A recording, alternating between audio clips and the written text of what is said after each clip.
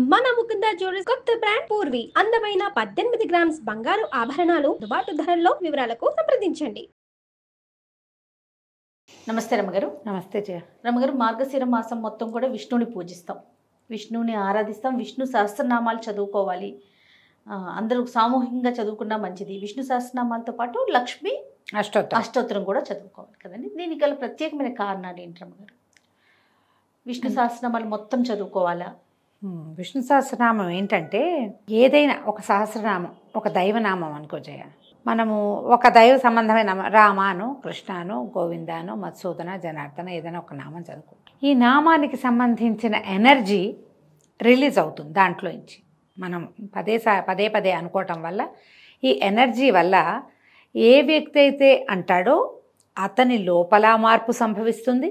నామాన్ని ఎవరు ఉచ్చరిస్తారో వాళ్ళ లోపల కొన్ని మార్పులు సంభవిస్తాయి. బయటకి కనుక ఉచ్చరిస్తే చుట్టూతా ఉన్న వాతావరణం కూడా పవిత్రమవుతుంది. ఏమంటారు, పాజిటివ్ ఎనర్జీ. ఈ ఎనర్జీ యొక్క ప్రభావం వల్ల అంటే ఆ పదంలో ఉన్నటువంటి శక్తి తరంగాల వల్ల, ధ్వని తరంగాల వల్లే మన చుట్టూతా ఉన్న వాతావరణం కూడా శుభ్రపడుతుంది. మనుషులకి, వ్యక్తులకి ఆరా అంటాం. మన చుట్టూతా ఒక కాంతి వలయం ఉంటుంది, ప్రతి వాళ్ళకి ఉంటుంది. ఒక్కొక్కళ్ళు మొహం చూడంగానే సామాన్యంగా ఉన్న, ముక్కు మొహం మామూలుగా ఉన్న భలే ఆకర్షణీయంగా ఉంటారు. వాళ్ళ ఆరాలో ఉందన్నమాట. వాళ్ళ చుట్టూతా ఉన్న కంటే ఉన్నటువంటి కాంతి వలయంలో ఉన్నది ఆ శక్తి. ఆకర్షించగలిగే శక్తి ఆ కాంతి వలయంలో ఉంటుంది. ఆరా అంటాం ఇంగ్లీష్లో. ఈ ఆరా ఎప్పుడు మనము ఇలాంటిది మంచి పదాలు, దైవ సంబంధమైన నామాలు ఉచ్చరిస్తూ ఉంటే ఆరాలో ఉన్న నెగిటివ్ ఫోర్సెస్ పోతాయి. ఆరా పుల్ చేయబడుతుంది, అంటే లాగబడుతుంది. మనకి దగ్గరగా కొంచెం ఇంత దూరంలో ఉంటుంది, అది ఇట్లా విస్తరిస్తుంది. ఈ ఆరా విస్తరించడం వల్ల ఏమవుతుంది, జనాకర్షణ పెరుగుతుంది, ప్రజలు మనకి ఆకర్షితులవుతారు. దీంతోపాటు నెగిటివ్ ఎనర్జీ ఏది మన దగ్గరికి రాదు. నెగిటివ్ ఎనర్జీస్కి మనం లోబడం, మనము అందులోకి వెళ్ళాం, ఏది మన మీద పడదు. దీనివల్ల ఏమవుతుంది, మనం పూర్తిగా సరి అయిన మానవుడిగా ప్రవర్తించగలుగుతాం. మానవ లక్షణాలు కొన్ని ఉన్నాయా, మృగ లక్షణాలు కొన్ని ఉన్నాయి. మనుషులు మృగాలుగా మారిపోయే అవకాశం ఎక్కువ. మరీ పెద్ద మృగంగా మారకపోయినా మానవీయ లక్షణాలు కోల్పోతున్నాం అనుకో, అది తప్పే, అది కూడా పనికిరాదు. మనం మనిషిగానే ఉండాలి. మనుషులకి లోపల బోల్డని దుర్గుణాలు ఉంటాయి. నీకు తెలిసిందే కదా, కామ, క్రోధ, లోభ, మోహ, మదమాత్సర్యాలు, అరిషడ్వర్గం అంటాం. అది మనతో పాటే ఉంటుంది. ఈ మనతో పాటే ఉన్నటువంటి అరిషడ్వర్గము మనం ఉచ్చరించే ఈ నామావళి వల్ల తొక్కివేయబడుతుంది లోపలికి. అది పైకి రాదు. అది ఎప్పుడైతే అవి పైకి రాకుండా ఉంటాయో మనం మనుషులుగా మరింతగా ప్రూవ్ అవుతూ ఉంటాం, మరింత మనుషులుగా ఉంటాం. అట్లా ఉన్నవాడే మర్యాద పురుషోత్తముడైన భగవంతుడు రాముడు. అరిషడ్వర్గం రానివల ఆయన దగ్గరికి. చూడు, 2 యుగాల ముందు వాడు ఇప్పటికీ మన నాలుక మీదే ఉన్నాడు స్వామి. అవును కదా, ఆయన కళ్యాణ గుణాలనే చెప్పుకుంటూ ఉంటాం. ఆ అరిషడ్వర్గాన్ని లోపలికి తొక్కటానికి సాధారణంగా ప్రతి వాళ్ళకి ఉపయోగపడితే నామ సంకీర్తన. నువ్వు ఇప్పుడు రామకృష్ణ గోవింద అన్నవే కాకుండా భగవంతుడివిగా చెప్పబడేటువంటి ఎన్నో రకాల కళ్యాణ గుణాలు, ఎన్నో రకాల అత్యద్భుతమైన విషయాలు, ఆయన్ని గురించిన ఎన్నో విషయాలు, జరిగిన కథలు, ఎందరో భక్తుల్ని ఆయన ఎట్లా భగవంతుడు తన యందు లీనం చేసుకున్నాడు, ఆయనలో ఉన్న అద్భుతమైన శక్తులు, ఆయన యొక్క కళ్యాణగాత్రంగా చెప్పబడే మహాపరమాద్భుతమైన శరీర వర్ణన, ఇవన్నీ ఆయన ఆయుధాలు. ఆ ఆయుధాలు ధరించినప్పుడు ఆయన ఎట్లా ఉంటాడు, ఈ ఆయుధంతో ఎలాంటి అద్భుత మహోత్కృష్టమైన కార్యాలు ఆయన చేశాడు, అవన్నీ కలిపి చెప్పి గుదిగుచ్చినట్టుగా ఉన్న సహస్రనామాలు కనుక చదువుకుంటే భగవంతుడి యొక్క కళ్యాణ గుణాల లోపలికి వెళ్ళిపోతాం. మనం పూర్తి పాజిటివ్ ఆరాలోకి వెళ్తాం. అప్పుడు మనం పూర్తి మనుషులుగా ఉండే అవకాశం లభిస్తుంది. దీంతో పాటుగా మనతో పాటే ప్రపంచం అంతా దేనితోటి నడుస్తుంది, ప్రకృతితోటి నడుస్తూ ఉంటుంది ఇదంతా. దీంట్లో 9 గ్రహాలు ఉన్నాయి, నవగ్రహాలు, భూమి, ఆకాశము ఉన్నాయి. వాళ్ళ మధ్యలో మనం తిరుగుతూ ఉంటాం. ఈ గ్రహాలు ఒకటి మనకి పాజిటివ్గా తిరుగుతుంది, ఒకటి నెగిటివ్గా తిరుగుతుంది. ఒక్కొక్కటి ఎదురు వస్తే మనకి ఏదైనా ఇబ్బంది రావచ్చు, ఒక్కొక్కటి వెనక్కి వెళ్తే మనం ఇబ్బందుల్లో పడవచ్చు, ఒకటి ముందుకు వస్తే మనకి ఏదైనా కొత్తది రావచ్చు. ఇలాంటి నామావళి గనక చదివే అలవాటు ఉన్న వాళ్ళకి ఈ గ్రహాలు కూడా సంతులనంగా వెళ్తాయి. గ్రహం అటు తిరిగిపోయినా నీకు సమస్య ఉండదు, ఎందుకంటే భగవన్నామం నీతో ఉంటుంది కాబట్టి. మనం ఈ బ్యాలెన్స్ కోసమే మన జీవితాల్లో ఈ హార్మోనీ కోసమే మనం ఏం చేస్తాం, నామపారాయణైనా చేస్తాం, దేవాలయ దర్శనమైనా చేస్తాం. అన్నప్పుడు దేవాలయ దర్శనం కుదరకపోవచ్చు, కానీ నామ సంకీర్తన మనమే చేసుకోవచ్చుగా. అవును.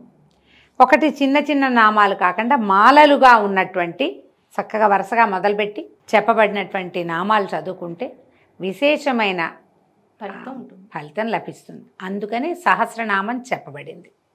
విష్ణువుని గనక మనం ఎక్కువగా తలుచుకుంటే చాలా గ్రహాలు మనని ఏమంటారు, మన యందు సానుకూలంగా ఉంటాయి. అందుకని విష్ణు సహస్రనామం చెప్పారు. ఈ మార్గశిరాన్ని ఏమంటారు, యమదంశలుగా చెప్పబడే మాసాల్లో మార్గశిరం ఒకటి. మరణాలు ఎక్కువ డిసెంబర్లో. డిసెంబరే చాలా చెడ్డ మాసం, ఎక్కువ మంది మరి చలికి వాటికి అన్నిటికీ అన్ని రకాలు అనుకో, కానీ ఎందుకనో మనకి సంప్రదాయాల్లో ఇది చెప్తారు. నెలపట్టాక ఇంకా ఎక్కువ చూస్తాం, మార్గశిరమే అలాంటిది, చలి పెరిగిపోతుంది.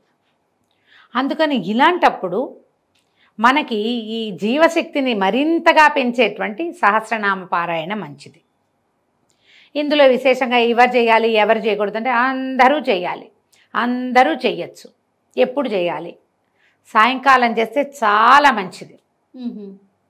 సాయంత్రం అనుసంధానం చేయాల్సిన స్తోత్రాల్లోనే విష్ణు సహస్రనామం చెప్పబడింది. మీరు పొద్దున చదువుకుని సాయంత్రం కూడా చదువుకోవచ్చు.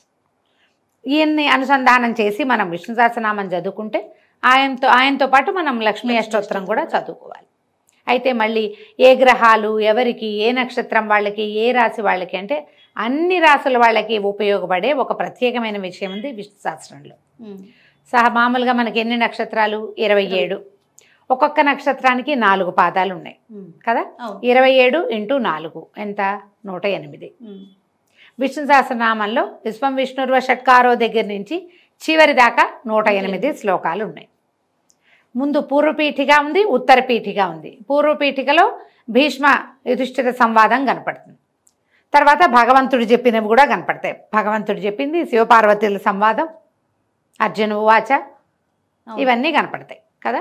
ఈ మధ్యలో ఉన్న నామాలు ఉన్నాయి కదా, 108 నామాలు మాత్రమే ఉన్నవి. ఈ 108ని లెక్క పెట్టుకోవాలి మనం. ఒక్కొక్క నక్షత్రానికి 4 శ్లోకాలు చొప్పున అశ్విని, భరణి, కృతిక, రోహిణి, మృగశిర, ఆర్ద్ర లైన్ ఉన్నాయి కదా.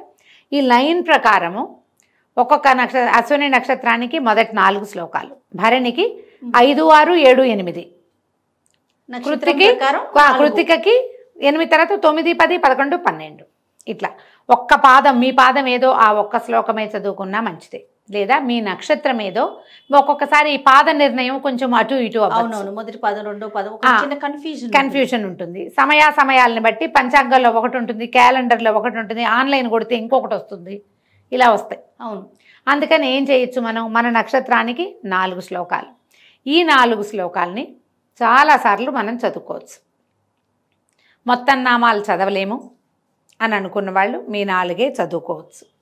అయితే ఇందులో ఒక పద్ధతి చెప్తారు. మనకి సంబంధించిన 4 శ్లోకాలు ఉన్నాయి కదా, ఈ 4 మొదట చదివి విష్ణు సహస్రనామం మొత్తం చదివేసుకుని మళ్ళీ మన 4 ఇంకొకసారి చదువుకోవచ్చు. లేదా ఇంకో మెథడ్ చెప్తాను చూడు, సంపుటీకరణం అంటారు. మన పాదం ఏదో మనకి తెలుసు ఖచ్చితంగా, 3వ పాదం తెలుసు. మన 3వ పాదానికి ఒక శ్లోకం వస్తుంది, 2 లైన్స్ ఒక శ్లోకం వస్తుంది. ఈ శ్లోకాన్ని విష్ణు సహస్రనామపు ప్రతి శ్లోకంతో చదువుకోవచ్చు. ముందు మనది, తర్వాత సహస్రనామాల విష్ణుర్వ షట్కారో భూత భవ్య భవత్ ప్రభు భూత కృద్భూత భృద్భావో భూతాత్మా భూత భావన అన్నామా. ఇప్పుడు మళ్ళీ మన శ్లోకం, తర్వాత భూతాత్మా పరమాత్మా చ అని చెప్పుకుంటాం వరుసగా. అట్లా ఒక శ్లోకం స్తోత్రంలో ఉన్నది, ఒక శ్లోకం మనది. ఇట్లా 108 ప్లస్ మన శ్లోకాన్ని మనం ఎన్నిసార్లు చదివినట్టు 108 సార్లు చదువుతాం. దీంతో పాటు చదువుతాం కదా, మొదలు పెడతాం, ఒకసారి ఎక్స్ట్రా కూడా వస్తుంది. ఇలా దీన్ని సంపుటీకరణం అంటారు. ఈ విధానంలో మనం చదువుకోవచ్చు. మీకు ఏదైనా గ్రహదోషాలు లాంటివి ఉండి ఒకరోజు శ్రద్ధగా చేసుకుందాం ఎప్పుడైనా అని కనుక మీరు భావిస్తే, ముందు విష్ణు సహస్రనామాన్ని దగ్గర పెట్టుకుని మీ నక్షత్రం లిస్ట్ అంతా పెట్టండి, మీ పాదాలన్నీ చూసుకోండి, మీ శ్లోకం ఏదో దాన్ని పిక్ చేసి పక్కన పెట్టుకోండి, రాసి పెట్టుకోండి చక్కగా. మీరు మీ నక్షత్రం ఏ రోజు ఉందో, నక్షత్రం ఉంటుంది కదా, నెలలో ఒకరోజు మన నక్షత్రం వస్తుంది కదా, ఆ రోజు కూర్చుని మీ నక్షత్రం రోజున కనుక మీరు ఇది చేశారా ఎంత అద్భుతంగా ఉంటుందో. చక్కగా స్వామివారికి పటిక బెల్లంతో చేసిన పానకము, పటిక బెల్లం వేసిన బెల్లం పానకం కూడా చేయొచ్చు. ఏమిటో నాకు ఆ పటిక బెల్లం అలవాటు, అందుకని అదే చెప్తున్నాను. పానకము, వడపప్పు, కొబ్బరికాయ కొట్టండి, కాసిన అరటిపళ్ళు పెట్టండి. కుదిరితే చక్కగా కొంచెం చక్కెర పొంగులో దద్దోజనము చేసి నివేదన చేయండి. ప్రతి నెల చేసుకోవచ్చు ఇట్లా మనం. ఎవ్రీ మంత్ మన నక్షత్రం రోజున ఇంత చేయలేమంటే 4 శ్లోకాలు తీసుకున్నాక ఆ 4 శ్లోకాలు చదువుకోండి, విష్ణు సహస్రనామం చదువుకోండి, మళ్ళీ మీ 4 శ్లోకాలు చదవండి. పూర్వపీఠిక ఉత్తరపీఠిక యథాతథంగా చదవాలి. ఫస్ట్ పూర్వపీఠిక చదువుతాం, పూర్వపీఠిక తర్వాత హరి ఓం అని మొదలు పెడతామా, ఈ హరి ఓం అనగానే మన శ్లోకాలు మన 4 చదువుకుని సహస్రనామ విశ్వం విష్ణుర్వ షట్కారో నామాలు మొదలు పెట్టుకోండి. చివరికి మళ్ళీ ఉత్తరపీఠిక ఇతీదం కీర్తనీయస్య కేశవస్య మహాత్మనః చెప్పాలి కదా ఉత్తరపీఠిక. దానికి ముందు మన 4 శ్లోకాలు చదివేసుకుని అప్పుడు ఇతీదం కీర్తనీయస్య చెప్పుకోండి. ఇలా ఉత్తరపీఠిక కూడా మొత్తం చదివేసుకోవాలి. నెలలో ఒక్కరోజు మీ నక్షత్రం రోజున ఈ పని చేయండి. పిల్లలకి అలవాటు చేయండి. స్త్రీలు పురుషులు పెద్దవారు చిన్నవారు ఏ తేడా లేదు. సమస్తమైన వాళ్ళు మాకు అది లేదు మేము చెయ్యొచ్చా అడగద్దు, అందరూ చేసుకోవచ్చు. అందరూ శుచిగా శుభ్రంగా ఈ రోజున మీ పుట్టినరోజు నాడు చేసుకోవచ్చు, పెళ్లి రోజు నాడు చేసుకోవచ్చు, నక్షత్రం రోజున చేసుకోవచ్చు. ఏదైనా ఒక పర్వదినంలో ఇప్పుడు చేయాలని భావిస్తున్నామంటే లక్షణంగా చేసుకోవచ్చు. ఆలోచించి ప్లాన్ చేసుకుని చేసుకోండి. అందరికీ విష్ణు సహస్రనామం వచ్చు, చాలామందికి వచ్చు, అందరికీ వచ్చు అన్నాను నేను, చాలామందికి వచ్చు. ఎంఎస్ సుబ్బలక్ష్మి అమ్మగారిది పెట్టుకున్నారంటే ఆవిడ కంచు గంటలాగా వెళ్తూ ఉంటుంది. ఆవిడతో పాటు మీరు కూడా శుభ్రంగా పుస్తకం పెట్టుకుని వెళ్తే ఒక్క అక్షరం తప్పు లేకుండా వంపు టొంపు లేకుండా ఆమె వెనకాల పడి చక్కగా వెళ్ళిపోవచ్చు. ఆవిడ చక్కగా పరమపద సోపానం ఆమె ఎక్కేసారు, మనని కూడా ఎక్కిచ్చేస్తారు. చక్కగా చేసుకోవచ్చు. మీకు వీరు కాదు ఇంకెవరో బ్రహ్మాండ నాయకులు ఉన్నారంటే వారిదైనా పెట్టుకోండి. ఇంట్లో ఎవరైనా పెద్దవాళ్ళు చదువుతూ పక్కన పిల్లల్ని కూడా చక్కగా చదివించుకోవచ్చు. మన శ్లోకాలు ఏమిటి అనేది సెలెక్ట్ చేసి పక్కకు పెట్టుకుంటే మీరు అది నిత్యం చేసుకోవటానికి కూడా బాగుంటుంది. రోజు చేసుకోవచ్చు. ప్రతిరోజు మన పూజా విధానం ఇదంతా చేయలేము అనుకోండి, చేసుకోవచ్చు. ఇదంతా చేయలేము, విష్ణు సహస్రనామం చేసే సమయం ఉండదండి, కూర్చోలేము, ఏదో చెప్తారు, చదవలేము, పుస్తకం కావాలి, పుస్తకం పెట్టుకునే సమయం ఉండదు, సమయాల భావం కదా. అందుకని మీరేం చేయొచ్చు, విష్ణు సంబంధమైన ఒక స్తోత్రం ఏం తీసుకోవచ్చు. ఈ శ్లోకాల్లోనే మన ఇది ఉంది కదా, విష్ణు సంబంధమైన శ్లోకం ఉంది కదా, శాంతాకారం భుజగసేనం పద్మనాభం సురేశం, ఆ శ్లోకం చెప్పుకోండి. ఈ 4 శ్లోకాలు చెప్పుకోండి నెంబర్ ఆఫ్ టైమ్స్. మీరు 11 సార్లు, 9, 11, 21, 40 సార్లు చేస్తారా చేసుకోండి. తర్వాత శ్రీరామ రామ రామేతి రమే రామే మనోరమే సహస్రనామ తత్తుల్యం రామనామవరాననే దీంతో ఎండ్ చేసుకోండి. పరమేశ్వరుడు చెప్పినటువంటి రామనామవరానన శ్లోకాన్ని చెప్పుకోండి. ఈ చిన్న బంచు రోజు అలవాటు చేసుకోండి, పిల్లలకి నేర్పించండి, మహత్తరమైన ప్రయోజనాన్ని ఇస్తుంది. మొత్తం చదివారా సూపర్, ఎప్పుడైనా ఒకసారి చదువుకోండి. ఇంత చేయగలమంటే ఈ కాస్త బంచు ఏ పిల్లలకి ఆ పిల్లలకి వాళ్ళ నక్షత్రానికి ఆ 4 శ్లోకాలు, ముందు శాంతాకారం, తర్వాత శ్రీరామరామ రామేతి, ఎన్నైనాయి 4, 1, 5 + 1 6 శ్లోకాలు రోజు చేస్తే నక్షత్ర శాంతి అమోఘంగా జరుగుతుంది. ఈ మార్గశిర మాసంలో చేస్తే అత్యద్భుతంగా ఉంటుంది.